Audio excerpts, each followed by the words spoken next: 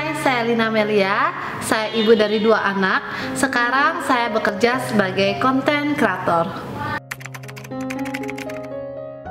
Jujur kita nggak memilih, tapi kita terpaksa untuk menjalankan program bayi tabung.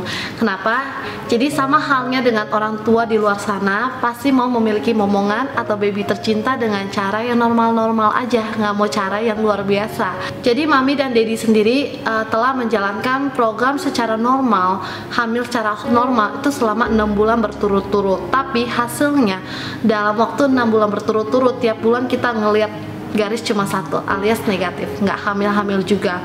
Nah, mami sendiri juga memiliki masalah. Yang pertama, jadwal menstruasi mami nggak pernah teratur. Jadi jadwal menstruasi yang nggak teratur ini udah mami alami semenjak mami remaja alias SMP.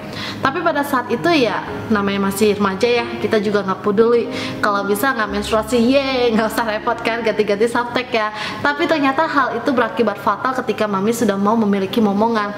Jadi mami sendiri bisa menstruasi 3 bulan sekali aja udah bersyukur banget, thanks God. Sering kadang bisa 4 bulan sekali, 6 bulan sekali baru menstruasi loh mams. Bahkan ini belum lama ini mami habis hamil, lahiran, start ASI sampai anak udah MPASI kurang lebih 2 tahun itu nggak menstruasi. Begitu parahnya jadwal menstruasi mami. Bahkan ketika mami udah menstruasi pun, itu ketika mami tinggal nunggu telur mami ovulasi, itu pun nggak bekerja mam sesuai dengan harapan, alias mami sendiri menstruasi udah susah. Ternyata pas lagi mau nunggu ovulasi, telur mami tuh semuanya pada kecil-kecil, telurnya banyak mams, tapi kabar buruknya adalah terlalu kecil, tidak dapat mencapai ukuran minimal agar dapat dibuahi oleh sperma, dan otomatis nggak akan ada anak yang jadi mams. Oke, setelah mami PCOS, mami punya masalah yang lain. Saluran tuba mami itu sebelah kiri mampet. Jadi, seorang wanita normalnya akan memiliki saluran tuba kiri dan saluran tuba yang kanan untuk sebagai jalan utama masuknya sperma ke telur kita untuk dapat menjadi bakal buah embrio.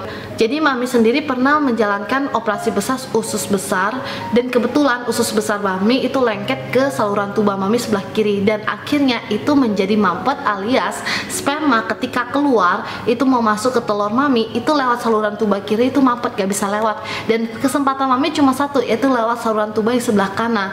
Nah mams, bisa dilihat ya mams, dari jadwal menstruasi udah susah banget. Udah menstruasi telurnya pada kecil-kecil, mesti pembesar telur lagi. Udah telurnya udah ada kebesar nih dikit, pas sperma mau masuk lewat saluran tuba yang kiri malah mampet. Otomatis kesempatan mami makin kecil, dan makin kecil. Dan akhirnya dokter sendiri yang memutuskan, udah lu program bayi tabung aja, nggak ada harapan lu normal, buru-buru deh program bayi tabung.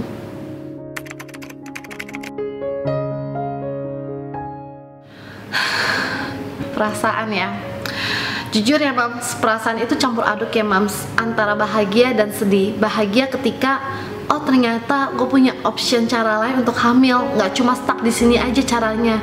Dan mami sedih, kenapa gue sama suami gue mesti ngejalanin program bayi tabung? Kenapa gue nggak bisa normal-normal aja kayak orang-orang di luar sana? Kenapa mesti bayi tabung? Belum lagi kita juga kesulitan untuk menghadapi mertua, bahkan mama kita untuk kasih tau kalau kita mau program bayi tabung. Apalagi nanti omongan orang-orang di luar sana soal bayi tabung, dan biayanya juga cukup besar ya mams ya. Itu yang membuat perasaan kita campur aduk pada saat itu.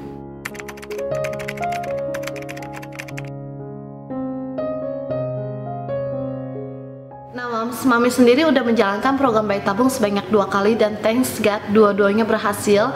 Sampai hari ini di program bayi tabung mami yang pertama, mami mendapatkan Louis Scarlett yang udah umur 2,5 tahun, dan di program bayi kedua mami mendapatkan Louis Axel yang udah 1 tahun. Nah, untuk hal-hal yang harus dihindari itu yang pertama adalah jangan stres. Emang ya mams, kalau kita ngomong tuh gampang ya. Kalau kita udah nggak dapat momongan mungkin bertahun-tahun, terus belum diomongin sama mertua, sama teman-teman, saudara, pas kita udah mulai start program bayi tabung, udah masukin embrio lagi, nunggu kita negatif atau positifnya, mana mungkin nggak stres? Gimana nih kalau gue sampai nggak hamil? Gimana nih kalau sampai gagal? Gimana nih biayanya malah mahal? Pasti kita bakal stres ya. Belum lagi kita bed rest, kerjanya kita cuma searching tentang bayi tabung yang bikin nanti otak kita makin negatif dan makin negatif. Pikiran kita udah kemana-mana ya mams ya. Tapi mams, mami udah ngalami itu semua, percaya itu. Mami sendiri udah melewati banyak hal untuk soal program bayi tabung ini, entah dari soal omongan orang-orang, entah itu soal takut akan biayanya, entah takut akan kegagalannya dan lain sebagainya. Tapi Mams, yang paling penting adalah posisi pikiran kita harus hamil pada saat itu. Jadi kondisikan pikiran kita untuk stay positif dengan kita mencari aktivitas-aktivitas yang membuat kita lupa akan hal itu. Entah kita yoga, entah kita beraktivitas, entah kita kumpul dengan orang-orang yang pikirannya positif atau yang mendukung kita. Dan ingat, dukungan dari suami kita bahkan keluarga kita itu sangat penting untuk menjaga agar pikiran kita tetap stay positif. Yang kedua adalah makan makanan yang sehat. Ini penting banget Mams. Kalau sampai kita nggak makan makanan yang sehat, kita tetap makan junk food, kita tetap makan makanan sembarangan, otomatis dalam tubuh kita kekurangan nutrisi, vitamin yang akhirnya membuat rahim kita kurang subur. Itu akan membuat kesempatan kita untuk hamil dengan program bayi tabung apalagi itu bisa gagal. Dan yang ketiga adalah olahraga.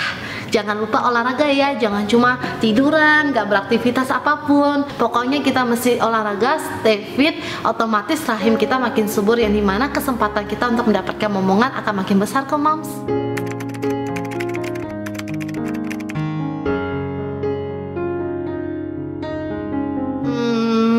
Oke.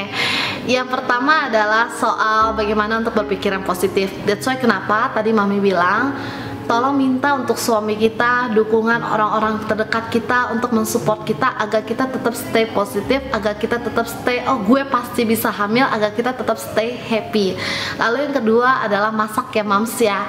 Jadi apalagi kalau namanya kita pasangan suami istri baru ya, kita tinggal berdua doang di rumah, kita mesti masak sendiri, kita tetap harus jaga badan. Terus kayak bingung gitu loh, saya tuh new mommy gitu loh, saya ibu yang baru, saya nggak tahu saya mesti masak apa, makanan apa yang bernutrisi, mesti beli ini itu. Nanti kalau misalnya kebanyakan nutrisinya atau over nutrisi gimana, terus besok makan apa lagi, pagi makan apa, sore makan apa, siang makan apa, belum lagi ke pasar. Jadi itu yang paling kendala sih buat mami pada saat mami program bayi tabung, dan seriously itu benar-benar susah banget mami.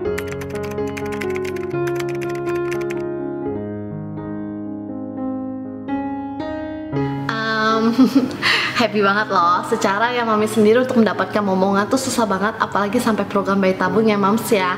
Dan kalau misalnya untuk saat ini mami masih mau menambah satu anak. Kenapa? Karena memang dari awal komitmen mami sama suami mau 3 anak. Dan selain itu di program kehamilan mami bayi tabung kedua, mami masih menyisakan 16 embrio yang masih di freezer sekarang. Tapi nggak 16-16 nya ya, mau saya 1 aja. Dan sisanya mami akan donasikan untuk kegiatan sosial untuk program bayi tabung khususnya.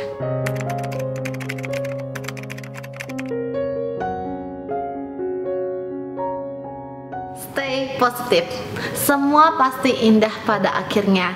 Jadi Mams, walaupun misalnya amit-amit gue udah program bayi tabung, gue udah gagal, gue udah gak mau punya anak lagi, gue udah gak mau coba lagi.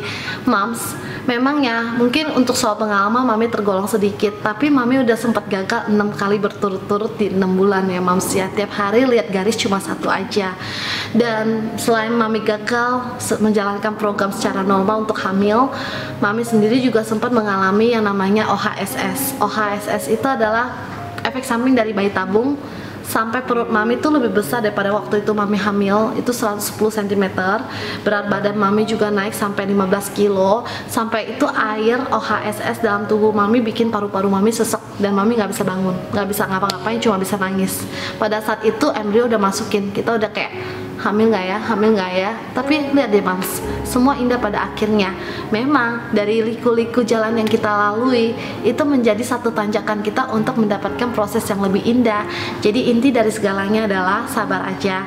Semua pasti akan berlalu dan semua akan pasti mendapatkan akhir yang bahagia. Kalian pasti bisa hamil. Tanamkan itu di pikiran kita.